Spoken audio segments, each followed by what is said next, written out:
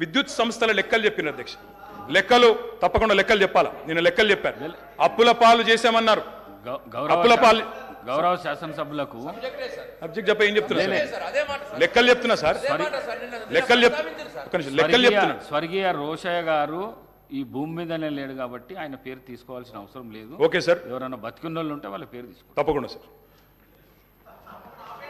స్వర్గీయ రోషయ్య గారి గురించి నేను ఏమన్నా తప్పుగా మాట్లాడితే మీరు చర్య తీసుకోవచ్చు సార్. అది మీ మీ మీ మీ డెసిషన్ సార్. అది అధ్యక్ష, మీరు విద్యుత్ సంస్థల అప్పుల లెక్క చెప్పిండ్రు, నేను ఆస్తుల లెక్క చెప్తా సార్.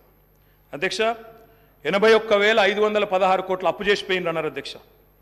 కానీ కేసీఆర్ గారి ప్రభుత్వం తెలంగాణ రాష్ట్రం ఏర్పడిన తర్వాత సృష్టించిన ఆస్తుల గురించి చెప్పలేదు అధ్యక్ష.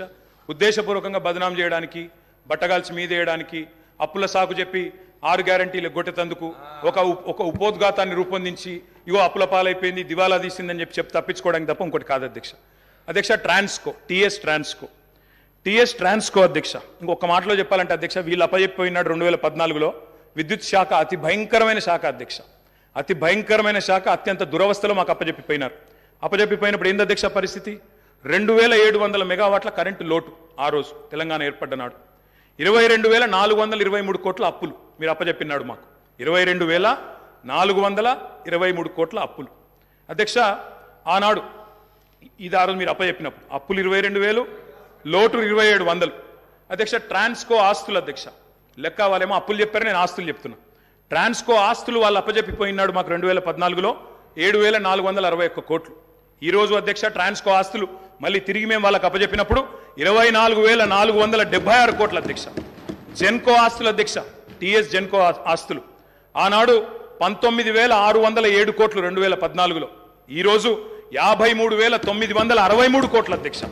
అధ్యక్ష, డిస్కామ్లు ఎన్పీడీసీఎల్, ఎస్పీడీసీఎల్ ఆ రోజు వీళ్ళు మాకు అప్పచెప్పిపోయినాడు మరి చాలా తక్కువ ఉండే అధ్యక్ష. ఈరోజు ఆస్తులు చూస్తే 59,132 కోట్లు, 81,000 కోట్ల అప్పులు అన్నారు అధ్యక్ష.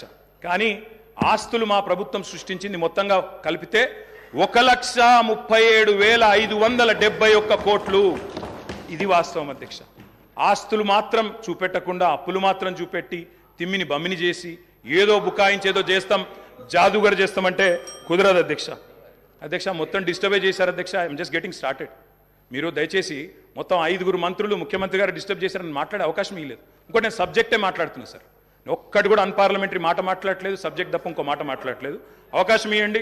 ప్రతిపక్షాలు నిర్మాణాత్మకమైన సూచనలు చేస్తే వారు వెల్కమ్ చెప్తానన్నారు, అందుకే చెప్తున్నా అధ్యక్ష. అధ్యక్ష, 4,000 మెగావాట్ల యాదాద్రి థర్మల్ పవర్ ప్రాజెక్ట్ అధ్యక్ష, దామరచెర్ల మండలం మిర్యాలగూడలో పెట్టినాము. అది రేపో మాపో కమిషన్ అవుతుంది.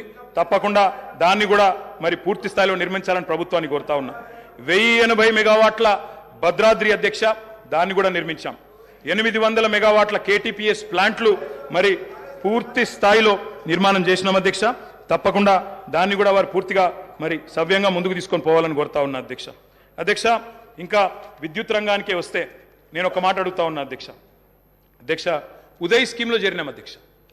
కేంద్ర ప్రభుత్వం ఆనాడు మమ్మల్ని అడిగింది, డిస్కామ్లు లాస్ట్లో ఉన్నాయి, ఉదయ్ అనే స్కీమ్ తెస్తున్నాము, ఆ డిస్కామ్లకు ఉన్న అప్పుల్ని మీరు స్టేట్ బ్యాలెన్స్ షీట్ మీద తీసుకోండి, మెయిన్ బడ్జెట్లో తీసుకోండి అంటే ఆనాడు స్టేట్ బడ్జెట్ మీద మీరు వదిలిపెట్టిపోయిన అప్పుల్ని 11,000 కోట్ల అప్పులు డిస్కామ్లకు ఉంటే వాటిని తీసుకోవడమే కాకుండా 9,000 కోట్లు చెల్లించిన ఘనత కేసీఆర్ గారి ప్రభుత్వం అనే మాట వారికి నేను విజ్ఞప్తి చేస్తా ఉన్నా అధ్యక్ష.